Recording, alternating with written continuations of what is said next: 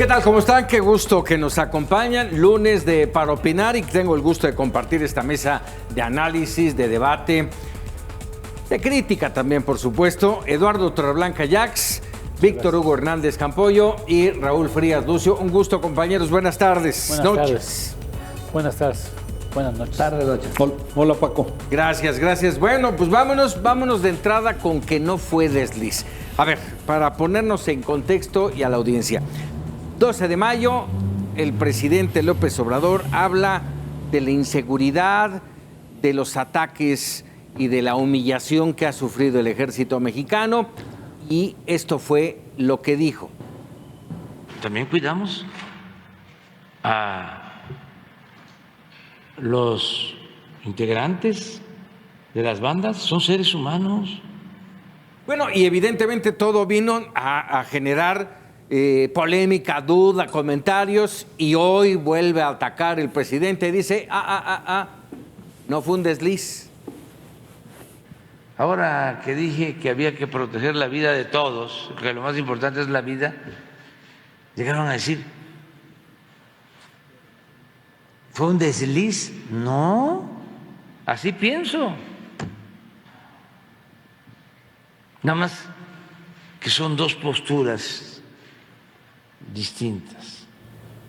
Aquí el punto es, al menos ese es mi punto de vista, no es si piensa así o no piensa así, es el jefe del Estado mexicano, el garante de la seguridad, de que las cosas, de que haya un Estado de Derecho. Ese es el punto. No sé cómo lo vean, Raúl. Gracias, Paco. Bueno, a ver, no es desliz. El presidente reafirma este dicho de que también la vida de las bandas de delincuentes, a pesar del baño de muerte que dejan en el país, sí, también hay que cuidar su vida, ¿no? Y eso, a ver, yo también pienso como el presidente, que la vida es lo más importante que tenemos. Pero aquí es que él es el representante del Estado mexicano y tiene una responsabilidad del Estado, de acuerdo a la misma Constitución, de garantizar la seguridad de los ciudadanos. Y es donde, de acuerdo a los datos, ya estamos en 120,000 muertos en el sexenio del presidente López Obrador, ya lo mismo que tuvo Peña Nieto a lo largo de su sexenio, y bueno, ya sobrepasado lo que Felipe Calderón tuvo. Me parece que no está cumpliendo con ese objetivo de garantizar la seguridad, la vida, la calidad de vida de los mexicanos. Y el presidente se la saca fácil de esta forma, simplemente diciendo es que también cuidamos la vida de los delincuentes. Y me parece que ahí es donde sí, pero primero la vida de los ciudadanos. Primero debería ser cuidar a los ciudadanos, que nada tenemos que ver con la delincuencia, con el tema del crimen organizado, y cuidar a los ciudadanos. Y termino este primer comentario con Esta declaración se da en el marco de ese video que fue muy difundido de la zona de Nueva Italia en Michoacán, donde se ve a un grupo de delincuentes correteando materialmente a 3 autos del ejército mexicano. Una situación que se ha visto ya en varias ocasiones. Me parece que en la disyuntiva que nos están presentando es que evitamos una masacre. No, me parece que fue una falta de planeación brutal de quien tomó la determinación de ir a localizar laboratorios y mandas a 20 soldados para enfrentarse a una banda de delincuentes de 50, 60, 70 o más, como ya hemos visto. Entonces, la incapacidad de quienes están tomando estas decisiones y mandar al matadero, por llamar de una forma, a los miembros del ejército sin la custodia, sin la fuerza necesaria, pues los pone en riesgo a ellos, desde luego, y a que haya una masacre. No es la primera vez. Falta de estrategia, Raúl, bien lo mencionas, falta de capacidades dentro del ejército mexicano, de la Secretaría de la Defensa Nacional, porque no hay de otra. Fue el mismo caso con Ovidio Guzmán, el mismo caso, una estrategia, un operativo mal planeado cuando tienes enfrente a un delincuente de esa talla. Y ahora de nueva cuenta una humillación. Michoacán, especialmente en Michoacán, ha habido una, otra y otra humillación al ejército mexicano, a tal grado de quitarles las armas, de tenerlos amarrados.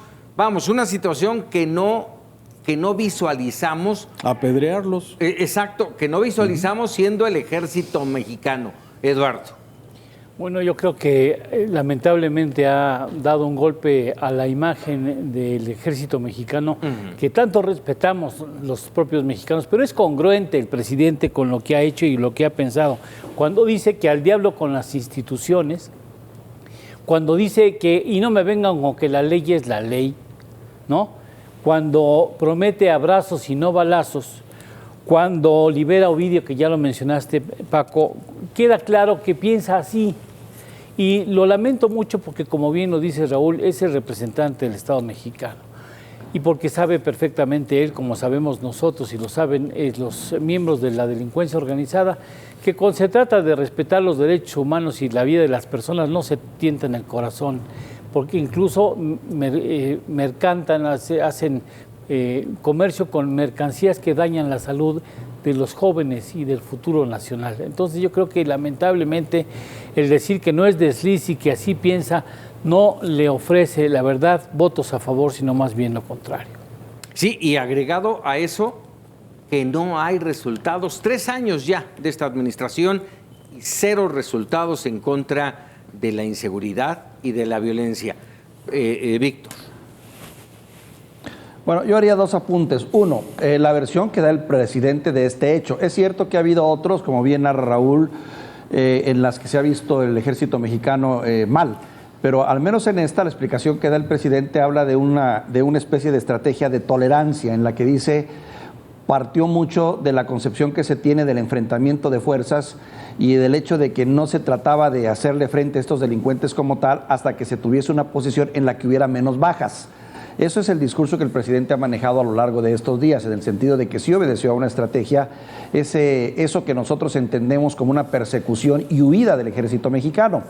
Bueno, me atengo a lo que dice la versión del presidente, pero también me queda claro que no es la primera vez que pasa esto con el ejército mexicano, y estoy de acuerdo con Lalo en el sentido de que es cierto, un organismo, una institución que tiene todo el respeto de los mexicanos se ha visto, al menos ante la opinión pública, varias veces sobajada. Y en cuanto a lo que se refiere a la percepción que se tiene de los delincuentes como ciudadanos o seres o a los que también hay que cuidar en cierto sentido, pues aquí lo que entiendo o lo que el presidente, la posición que asume es en el sentido de que estos delincuentes son también resultado de un Estado fallido, en el que a través de la pobreza y la marginación, el olvido y la degradación han tenido que caer en este rubro. Es cierto, resulta muy difícil entender, sobre todo cuando vemos los hechos tan abominables y tan terribles de lo que son capaces, que estos puedan ser víctimas, más bien son victimarios. Sin embargo, en el fondo la concepción del presidente, entiendo, pretende ser mucho más amplia, al ver a todos como un conjunto, como una sociedad en la que hay que corregir lo que está mal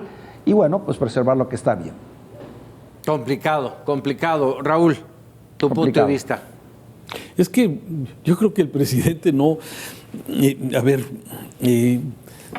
creo que a veces ha perdido completamente la brújula, el norte, hacia dónde debemos de ir, hacia dónde debe ir dirigido el gobierno que actualmente encabeza. Cada día que se toman decisiones como las que hemos visto en los últimos días, con el tema del aeropuerto, con el tema de los aviones y el espacio aéreo, con el tema de la violencia, con el tema de la educación, con el tema de la salud, sí, da la impresión que se ha perdido el norte, la brújula de qué es exactamente lo que se busca. El problema del tema de la violencia es que eso ha ido mermando nuestra calidad de vida de los mexicanos. Sí, nos hemos ido acostumbrando. Este fin de semana 230 muertos entre viernes, sábado y domingo.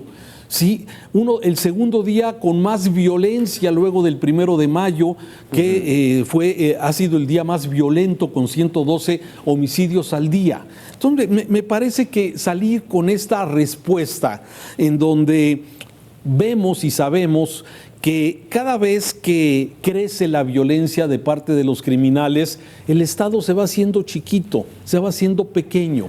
Sí, y esto de alguna forma nos quita libertades a cada uno de los ciudadanos y simplemente nos hemos convertido en observadores y en rehenes de la violencia que se está viviendo, y no vemos esta estrategia más que la que se ha señalado: 113,000 miembros de la Guardia Nacional. Pareciera como que la idea es ocupar espacio que ya fue ganado por los grupos criminales y que hoy lo vemos en diferentes puntos del país. Entonces, es una desgracia y sin embargo no está dentro de las prioridades del gobierno, o pareciera que no está dentro de las prioridades del gobierno en este momento. Entonces, la verdad es que a mí me parece que la alternativa no era la de matar o huir. Sí, que era lo que planteaba el presidente, que una matazón, y reconoce a los miembros del ejército que hoy reaccionaron en forma inteligente huyendo de los delincuentes. Me parece que esa no es la alternativa. La alternativa debe ser una estrategia efectiva donde el Estado mexicano tenga la exclusividad del uso de la fuerza y que la use cuando sea necesario usarla. Ese es exactamente lo que debe garantizar el actual gobierno, y lamentablemente, bueno, parece que a veces le dan vueltas y estos laberintos y qué bueno, actuaron inteligentemente. No, huyeron porque fue una mala decisión de quien tomó esa decisión de actuar con poquitos elementos y llegar a una zona de laboratorios, según se dice. Claro. Adelante. Mira, estando de acuerdo totalmente con Raúl, ¿sabes qué se me hace más grave? Que los ciudadanos estemos escandalizados y no hagamos nada. Eso es lo más grave. Que sean 230 muertos en un fin de semana, en 3 o 2 días, y no llevemos esa indignación a las calles protestando con plena justicia, porque en esa parte de la falta de seguridad en el país no se ha avanzado absolutamente nada. Es más, se ha retrocedido de una manera ostentosa, y no pongan de pretexto al ejército y el buen juicio del ejército. El ejército sabe responder, ese ejército es gente muy capaz, es gente talentosa, es gente comprometida con el país, y me parece que es absurdo poner en riesgo el prestigio de nuestro ejército, ¿no?, obligándoles a doblar las manos cuando se enfrentan con los delincuentes. Pero ¿valdría de algo la protesta? Y lo pregunto a los tres, ¿valdría de algo? Yo honestamente creo que no. Que se dé cuenta que tiene, y si no vale aquí, valdrá en el extranjero. No faltará que diga que son los conservadores que están... Pues que diga misa, Paco. Pero no podemos estar en las circunstancias poniendo en riesgo a nuestros hijos, a nuestras hijas, a nuestras esposas, a nosotros mismos, bajo un régimen que no sabe distinguir de cómo enfrentar la delincuencia organizada. Además de que las malas prácticas cunden. Por ¿sí? supuesto. ¿Qué pasa en Nuevo León? ¿Qué pasa en Colima? Evidentemente en Michoacán. La situación se va desbordando. Lo que está pasando específicamente en Nuevo León es de llamar la atención. Un inicio de administración como la de Samuel García, verdaderamente terrible, Víctor. Fíjate, recientemente se dio a conocer una serie de encuestas que hablan sobre la popularidad del presidente, y contra lo que pudiera parecer con este tipo de situaciones, nuevamente aparece bien evaluado el presidente. Anda en el orden de los 60 y tantos puntos, de lo que habla que también finalmente el ciudadano o ha comprado o sí cree el discurso que el propio presidente ha señalado, que está enfrentando un problema mayúsculo que le fue heredado, porque esa es la principal bandera que él ha esgrimido en relación al tema de la inseguridad. Y en cuanto al hecho de que si saben o no los militares responder, bueno, yo diría que saben responder en un contexto de formación 100% militar y de batalla. Ese es el principal problema que tenemos. Tenemos militares que están educados en la confrontación directa, en la de obedecer órdenes y acabar con el enemigo, porque esa es la función de un ejército, no la de patrullar, no la de tener relaciones públicas, no la de ver el sentido humanista o cómo trato yo a los ciudadanos en promedio, porque no están formados en esa vocación. Ellos ven en cada individuo desconocido que se presenta en la noche en un automóvil, un potencial agresor. Entonces, no estoy justificando con esto los abusos y las arbitrariedades del ejército, pero sí creo entender el terrible dilema en el que se encuentra. Por un lado, formados y hechos para destruir, para combatir, para acatar órdenes en un contexto de guerra, y por otro lado, con la instrucción muy clara de que tienen que ser tolerantes y tienen que ser comprensivos con lo que está ocurriendo fuera. Y respetuosos de los derechos humanos. Vaya dilema en el que está el ejército mexicano, Paco. ¿Y hasta cuándo va a aguantar eso los altos mandos del ejército mexicano? Porque finalmente van minando una figura como esa, de la más importante relevancia en nuestro país. Raúl. A ver, todo parte también, Paco. A ver, lo ha dicho muy bien Eduardo, creo, en la parte de una institución que goza de un buen prestigio, o gozaba de un buen prestigio de parte de la comunidad. Sí, creo que lo sigue teniendo. Sin embargo, ¿qué es lo que ha hecho esta administración? Los mete de albañiles, los mete de repartir vacunas, pues todas las actividades que tienen, Paco. Entonces, me parece que una institución que tiene una función clara, o por lo menos yo pensé que yo la tenía clara, cuál era la función del ejército mexicano, resguardar las fronteras, la integridad del país, sí, bueno, sobre todo tipo de amenazas, sobre todo tipo de amenazas, me parece que híjole, ya no sé si reclamar ahora que los traigan de todo, cuando la función, especialmente esta, pudiera haber sido la mejor cartera o la mejor agenda que pudiera tener el ejército, que aunque coincido con Víctor, no están preparados para una función policíaca, ¿sí? Porque son miembros del ejército que lo que hacen son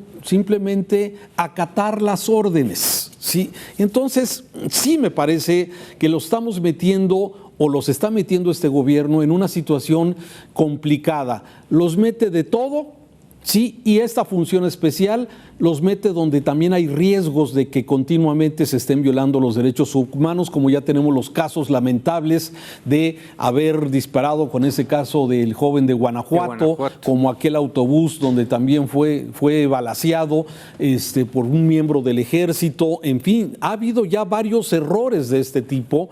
¿Por qué? Por esto mismo. Entonces traemos una institución de buena imagen, una institución valiosa para nuestro país, sí, y que la traemos pues en muchas tareas arrastrando, que lamentablemente los distraen de lo esencial. Sí, me parece que, y aquí la gran pregunta que siempre yo me sigo haciendo es, en 2 años, cuando llegue el nuevo gobierno, ¿qué va a pasar? Si ya los hiciste empresarios, administradores, constructores, repartidores de todo, sí, entonces, híjole, man, se viene complicado. No solamente es lo de hoy, sino se nos viene peor. En la línea de Raúl, planteé una pregunta de la manera más respetuosa posible. Si el siguiente paso es al diablo con las instituciones, ¿no le queremos quitar intencionalmente la esencia al ejército mexicano? Se pregunto, ¿no sería ese el propósito de desnaturalizarlo? Darles funciones de civiles y diluir la imagen que tiene el ejército mexicano para después crear quizás otra institución que vaya más acorde con el pensamiento de los teóricos de la 4T? Bueno, recordemos que antes de ser presidente, meses antes de ser presidente, Andrés Manuel López Obrador no estaba en línea con el ejército, no necesariamente hablaba bien del ejército. Vino verdaderamente un cambio camaleónico, ¿sí? A partir de que toma posesión, y entonces sí, véngase para acá el ejército, y el ejército va a ser mi bastión para hacer de todo. Y le quitas la esencia.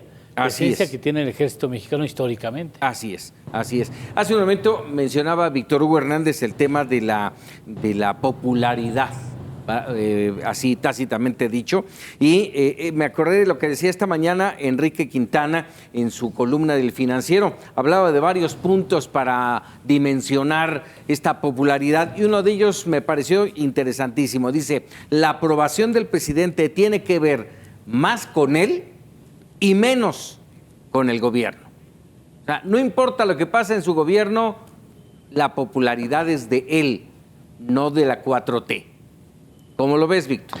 Sí, es curioso, sí, es interesante ese análisis porque es cierto, también coincido. Una cosa es la popularidad del presidente, la imagen que tiene él, que ha sabido manejar, que ha sabido vender, y otra cosa son los resultados, porque ya cuando nos vamos a los resultados, lo que opina el mexicano en relación a la economía, a la salud, a la inseguridad, evidentemente el gobierno sale reprobado, pero es interesante saber cómo ha sido un presidente que ha sabido camuflajear estos errores y venderlos de una manera muy interesante, haciendo responsable a otros, no a él, al grado tal de que el ciudadano pues hoy piensa que este es un hombre que está salvando al país de los errores pasados, que fueron tan descomunales, sobre todo en el periodo de Peña Nieto y Calderón, y principalmente culpa mucho a Calderón, que ahora él está tratando de sacar adelante, el güey de la barranca. Entonces, él lo ha sabido vender muy bien. Y por otro lado, ha sabido acercar al ejército mexicano, porque sabe también que es de las pocas instituciones con las que se puede contar con lealtad para poder iniciar cambios tan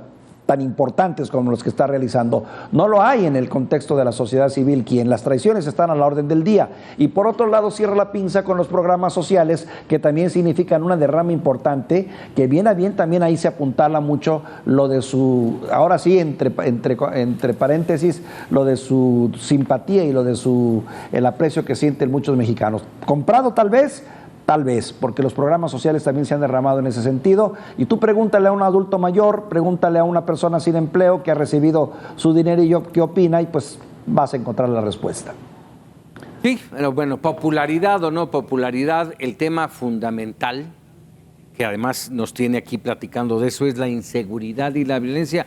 No hay cómo detenerla, no hay cómo frenarla. Decía Raúl Frías hace un momento los números de este fin de semana, y yo nada más recuerdo esta balacera en un restaurante en Uruapan, con familias, con niños, y las ráfagas de disparos. Es increíble el nivel de inseguridad que vivimos, ¿sí? Hoy justamente que se cumplen 5 años ya del asesinato de Gabriel Valdés, el periodista, recordando que hoy, o hasta hoy, son 11 periodistas asesinados en lo que va de este año apenas, en lo que va de este año, más de 55 en lo que va de la administración. Y esto son números, no porque sean periodistas, son seres humanos, esos sí son seres humanos, no tanto como los criminales, que finalmente sí lo son, pero son inhumanos. Y la situación es que no se ve hasta dónde pueda llegar o cuándo pueda llegar la estrategia para acabar con esto. Galo.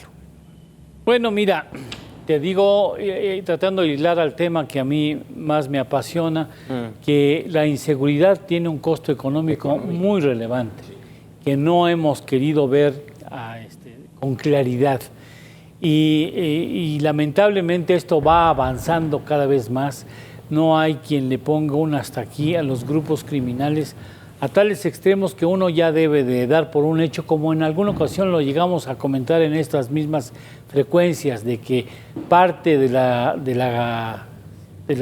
pues no solamente de la ciudad, parte de la nación está siendo ya gobernado por las decisiones que se toman en otros escritorios, y no precisamente los que han sido elegidos por el voto popular, pues, sino que ya lamentablemente esto me parece que si no se da un hasta aquí, vamos a tener un Estado fallido que nos vamos a lamentar profundamente, lo vamos a lamentar, y por eso yo digo que tendríamos los ciudadanos que expresar nuestra inconformidad, nuestro rechazo a una política blandengue que no ha dado resultados y que se refleja continuamente en la seguridad en las calles, ¿no? Cerramos este tema, Raúl. Sí, bueno, sí, yo no veo cómo puede de alguna forma cambiar de alguna forma este escenario si no se está haciendo nada diferente, ¿no? Lo podemos observar. Sí hay que reconocer que los cifras que da a conocer el secretariado, pero hay quien las pone en duda, pero bueno, creyendo que estas cifras son reales, tenemos disminución en algunos delitos que se están presentando. Sin embargo, cuando haces, digamos, el balance de las atrocidades que han ocurrido y que siguen ocurriendo en nuestra ciudad y los niveles altísimos de violencia que tenemos, estamos hablando que tenemos uno de los niveles más altos de fatalidad de acuerdo al número de habitantes que tenemos, incluso por arriba de países en guerra. Entonces, no está fácil y no se ve cómo, no se ve por dónde este gobierno, esa estrategia de abrazos no balazos, me parece, o como le quieras llamar, sí, pero la verdad es que también se está imponiendo la idea, la mentalidad de un solo hombre. Y eso me parece, desde luego, dentro de los riesgos que estamos viviendo, donde se sigue centralizando el poder con decisiones que son cuestionadas porque no tienen el sustento técnico, no tienen el sustento del conocimiento, sino es el me creo, el me late, y el presidente tiene una gran capacidad de voltear y alterar la realidad a través de mentiras, a través de medias verdades, y desde luego presentar esa realidad como una oportunidad. Así, si tú escuchas todas las mañanas que lo hacen ustedes y cada una de las frases que se presentan, el presidente las hace sentir como si fueran una gran oportunidad, cuando son cosas recicladas, cuando son cosas que ya no han funcionado en el pasado, pero de alguna forma tiene esa gran capacidad de comunicación, hablando de este tema de las encuestas y la preferencia, aunque está reprobado en cómo se califican las acciones de gobierno. Sin duda. Raúl, muchas gracias. Hacemos una muy breve pausa y regresamos para opinar del Cuba Gate.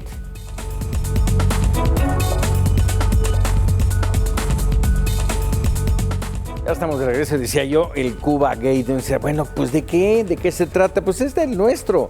A ver, este tema ha generado mucha polémica. Desde la semana pasada, si no mal recuerdo, cuando el presidente en una de sus conferencias matutinas, regresando de esta primera gira internacional que cerró en Cuba, sí, dijo, a ver, espérenme tantito que acabamos de firmar un convenio y van a venir médicos cubanos a apoyarnos. ¿Por qué? ¿Por qué? Y aquí sabemos, y aquí tenemos el por qué. Adelante. ¿Por qué traer médicos de Cuba? Contestamos, o sea, porque no tenemos médicos. Por favor. Bueno, no tenemos médicos, No. tenemos 51,000 médicos desempleados, señor presidente. Tenemos médicos que incluso se les dio trabajo durante la pandemia y luego se les retiró el trabajo y se les echó afuera.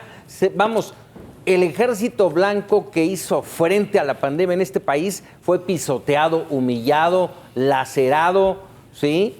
Que hay que hacer una acotación. Muchos de ellos, y lo ha dicho el presidente justamente esta mañana, le preguntaron, oiga, es que a lo mejor muchos no quieren irse a los pueblos más remotos. Sí, seguramente muchos de esos médicos no quieren irse a los pueblitos, a los lugares apartados. Pero bueno, eso no quiere decir que no tengamos médicos.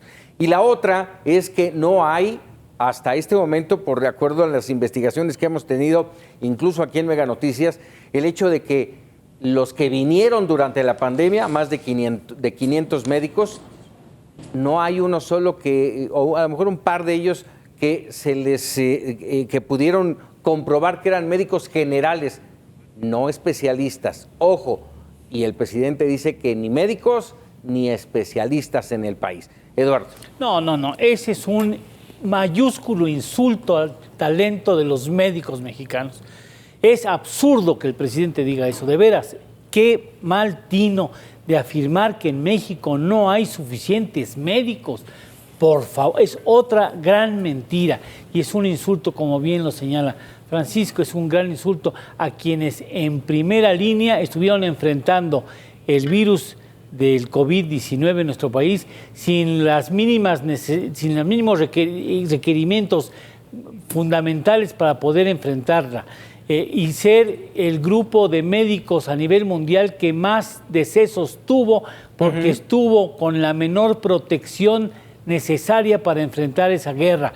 Y dicen que no hay, ¿Cómo no va a haber? Si hay un enorme talento de médicos en México. Ahora, que no están en las poblaciones más remotas, ¿por qué no lee a Vasconcelos cuando creó en los años 30 las jornadas culturales e inundó a las pequeñas y más remotas poblaciones de educación, de cultura, de pintura, de deporte?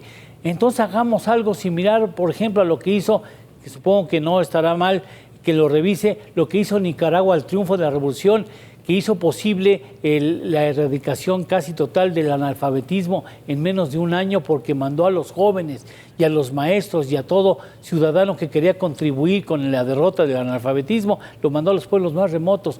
¿Usted no cree que haya voluntad de los médicos mexicanos de ir a las comunidades más remotas a revisar cómo está la población? Por supuesto que sí.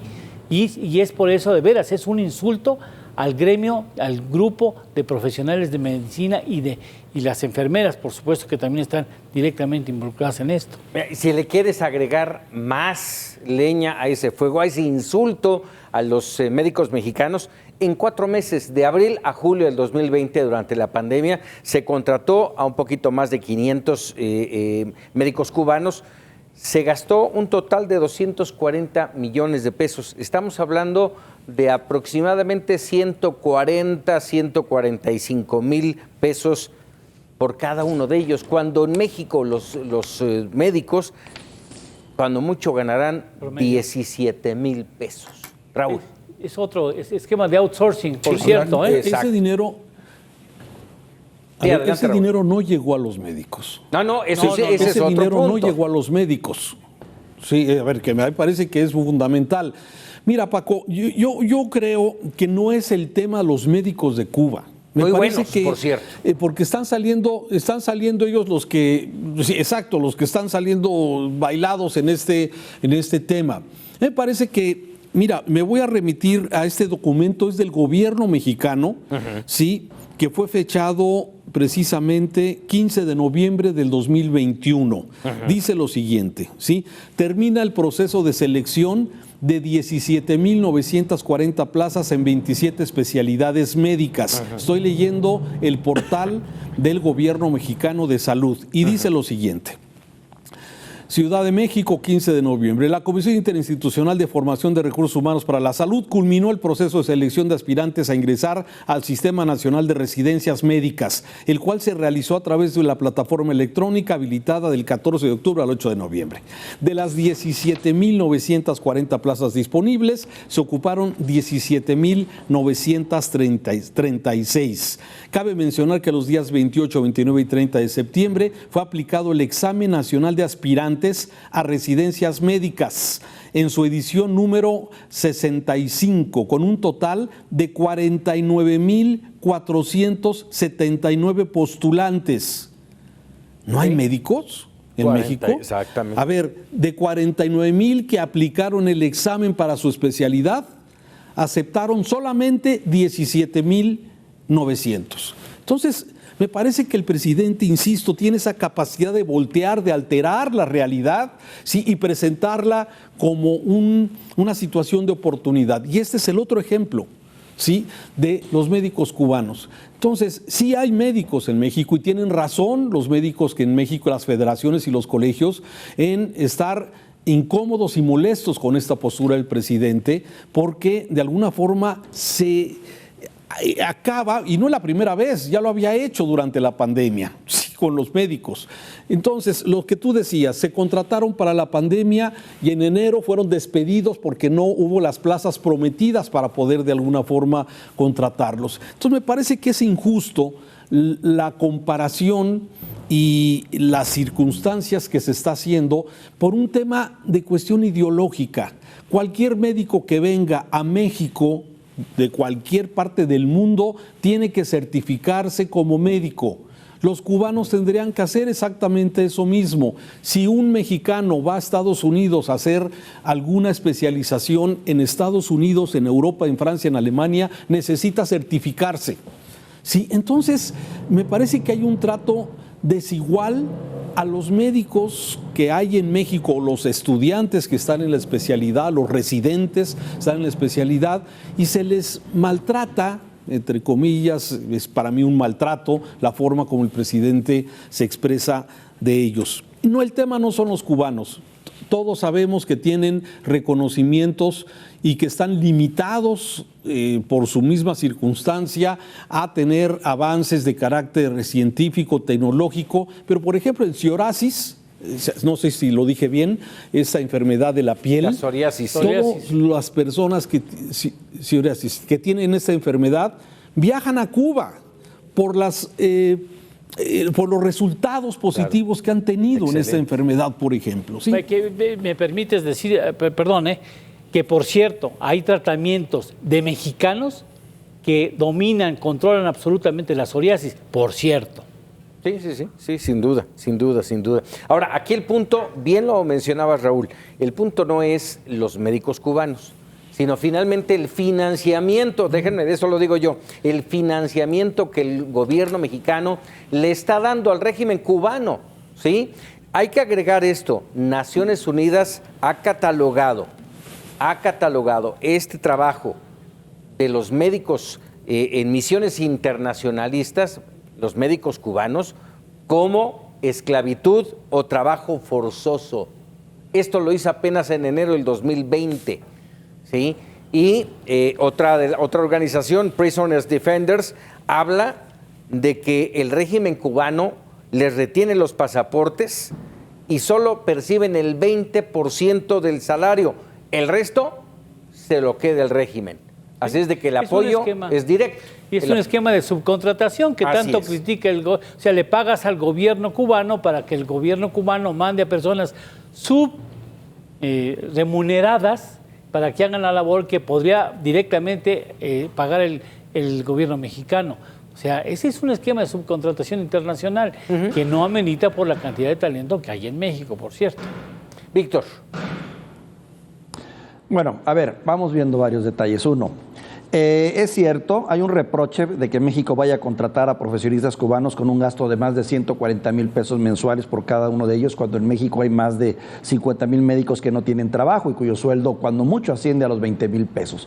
Sí, esa es una dura realidad a la que tiene que enfrentar el presidente. Yo más bien vería, por cierto, psoriasis y el vitiligo, Cuba tiene fama, y bueno, tiene una fama que hay quien dice que es mito, que tiene de la mejor medicina del mundo, claro.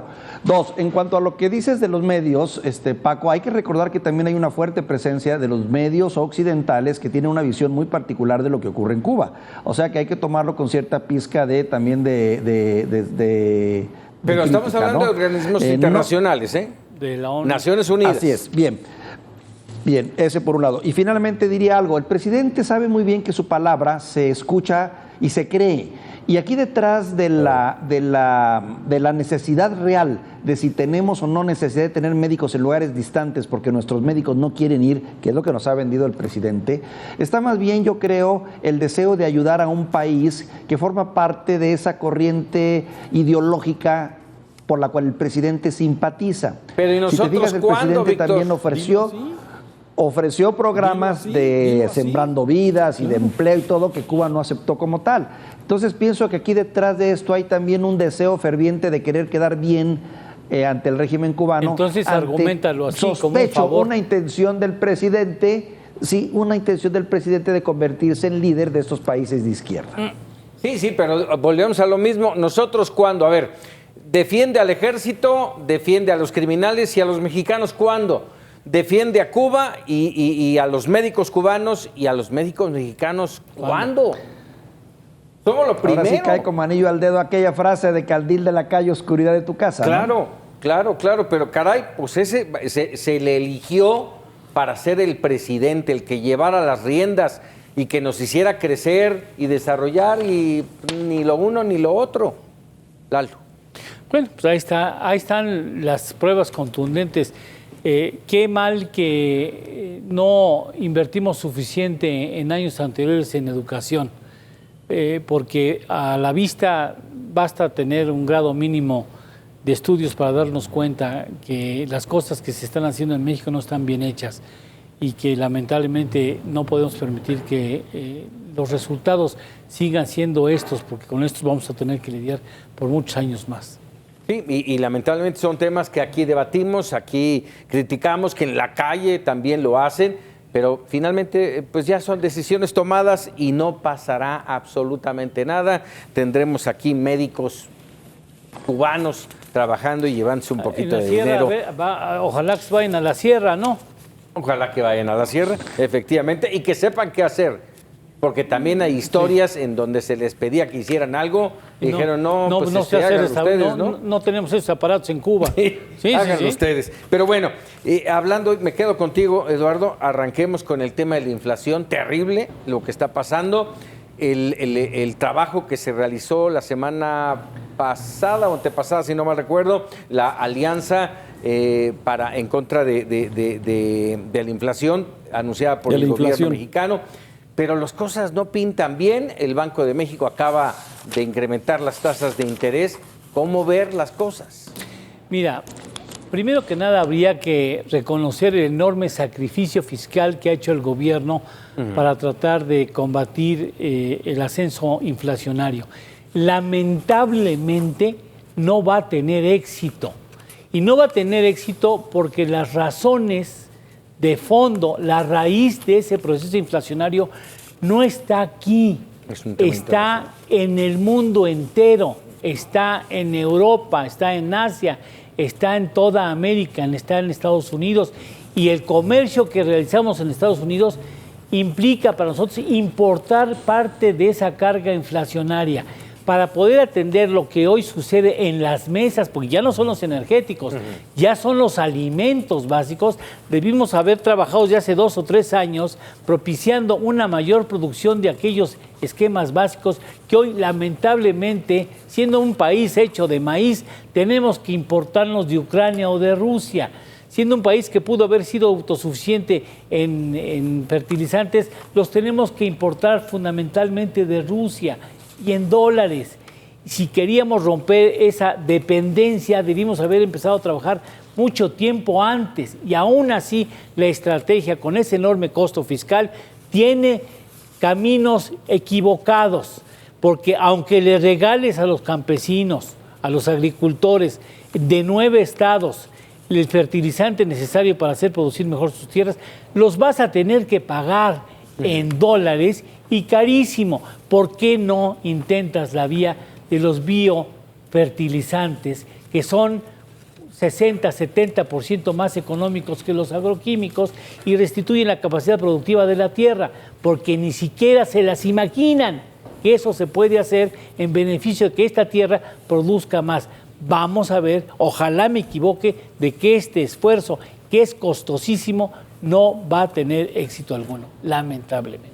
Comentario, Raúl. Mira, el presidente estuvo aquí en Jalisco este fin de semana. Bueno, fue el viernes. El viernes voló de Nuevo León a Jalisco y estuvo en Zapotlanejo, que es un municipio aledaño a la zona metropolitana de Guadalajara. Se reunió con agroproductores. Tú sabes que Jalisco es líder en la producción de carne de puerco, de huevo, de productos avícolas, pollo, en maíz blanco, en fin, es uno de los grandes estados que tienen gran capacidad de producción de alimentos. Y en este evento, el objetivo estaba anunciado, el programa para aumentar la productividad de Jalisco. ¿Sí? Bueno, todos los asistentes se quedaron preguntando qué se anunció. ¿Qué se anunció? El presidente llegó, sí, se habló del tema y lo que se dijo es que hay que aumentar la productividad. El autoabasto. Pero no habló.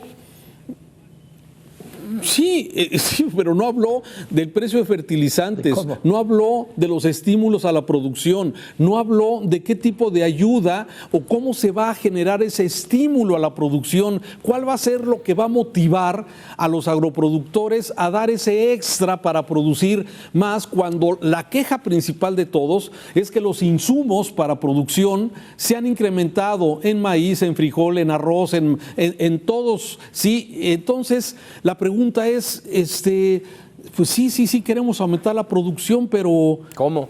¿Qué?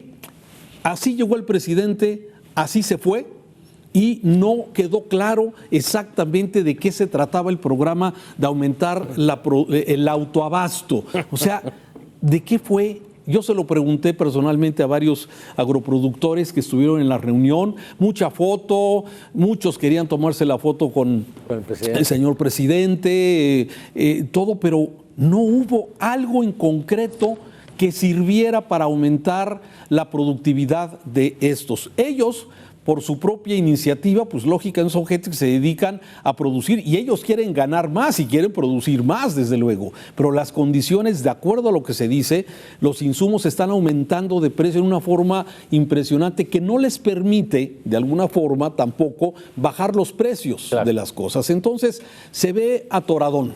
Si me permites, antes de darle la voz al que sabe, el que sabe es Lalo, Víctor, comentario, por favor.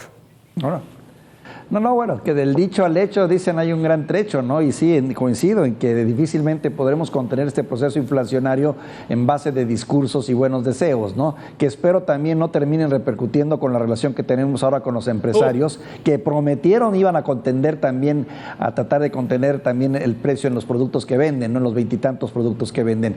Lo veo un tanto difícil porque pues finalmente sí, terminan imponiéndose realidades que nos rebasan en cuanto a nuestras fronteras. Esta inflación es una presión que viene de fuera en muchos sentidos y que de hecho creo, Lalo me corregirá, ya pulverizó los aumentos de salario mínimo que el presidente dio durante su periodo. Así es. A ver, le agrego a estos datos, gracias Víctor, le agrego a esto. Yo te iniciaba diciendo alianza antiinflacionaria, elevación de tasas de interés, esta parte del autoabasto que efectivamente, como bien dice Raúl, pues no entendemos cómo hacer crecer y desarrollar esa producción. Y le agregaría un tema más, la eliminación de impuestos a 21 productos, la eliminación de aranceles. ¿Cómo va a impactar, cómo va a frenar la inflación? En teoría debería de bajar el precio de algunos productos que ya no tienen una carga arancelaria. Pero no va a suceder así. En primera, porque además esos productos que ya no van a tener carga arancelaria por un tiempo representan el 11% del índice nacional de precios al consumidor. O sea, tiene un peso menor, muy pequeño dentro de la muestra general. Pero aparte, es igual que lo de los agricultores, igual con esto, con las aranceles. A ver, le regalas a un agricultor fertilizante, ¿de veras va a aumentar la producción y va a disminuir el precio porque le regalaste el fertilizante? Por supuesto que no. Por supuesto que no. Si es un plus, lo vendo en lo que esté en el mercado y lo del fertilizante me lo ahorré y finalmente lo capitalice en favor de mis utilidades. Lo mismo va a suceder así con quienes están importando algunos bienes, porque en teoría debieran tener alguna baja, aunque sea marginal, alguna baja, cosa que no va a suceder, lamentablemente. Y esto es importante que lo señalemos. El sacrificio fiscal del gobierno, gasolinas y muchos otros, gas, que también, el IEPS, etcétera, todo eso cuesta. O sea, eso no es gratuito. Esto va a tener un costo que vamos a tener que pagar todos en el segundo semestre. Que no nos digamos sorprendidos cuando venga un ajuste y venga otro tipo de medidas que van a tener que ser tomadas en cuenta y tomadas en la decisión presidencial, porque si no, no van a salir las cuentas del presupuesto nacional. Básicamente porque el tema es un tema, como bien lo mencionabas, internacional. Raúl. Oye, no, nada más, el tema de las tasas de interés, quería más bien el conocimiento de Eduardo. Si este incremento a las tasas de interés, o sea, ¿qué pretende? De alguna forma, ¿suben las tasas de interés y, bueno, se espera que llegue inversión? ¿O cuál sería básicamente la razón? Llega inversión financiera. Lo que quiere es encarecer el dinero, el costo del dinero. Baja la actividad económica, se modera la demanda y así, en teoría, pues das un frente a la elevación de los precios.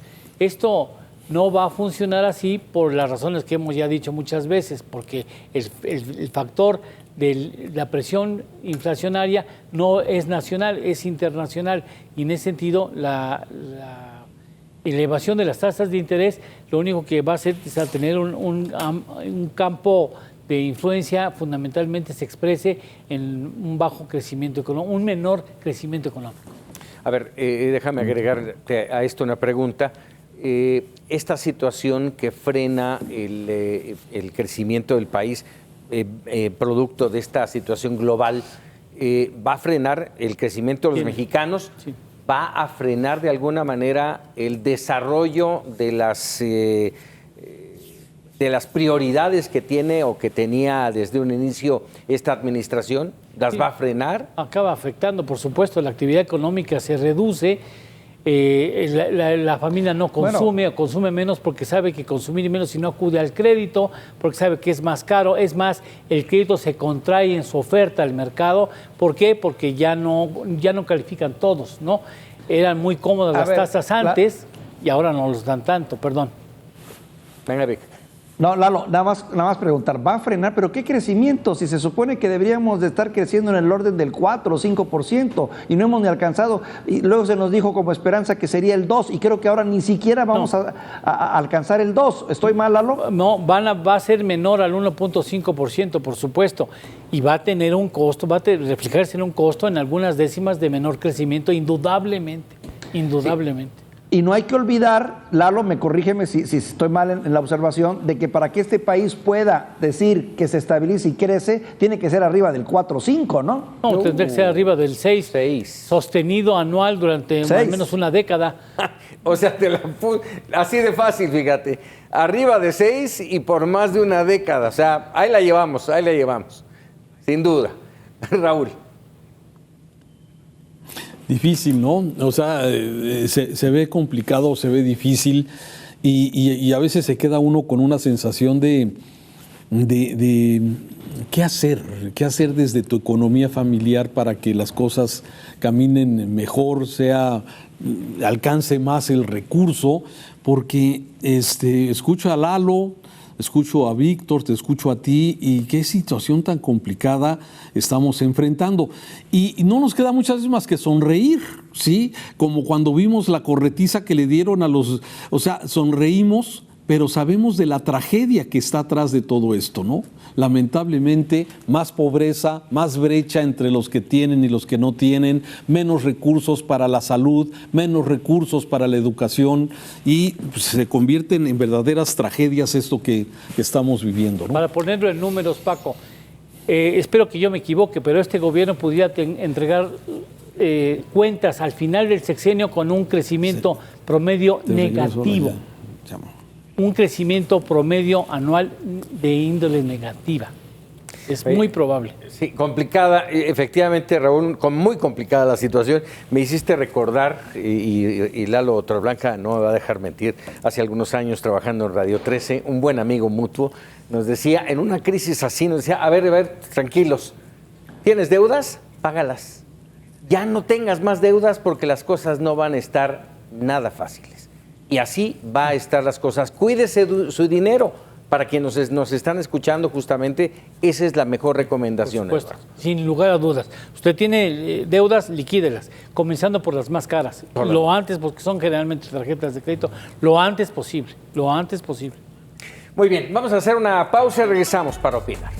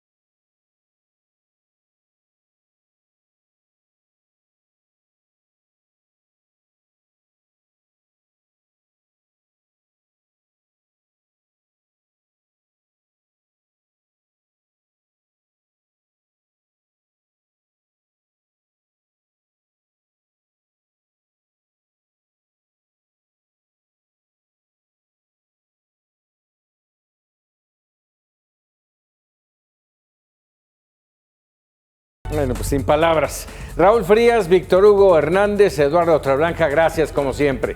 Gracias, hasta pronto.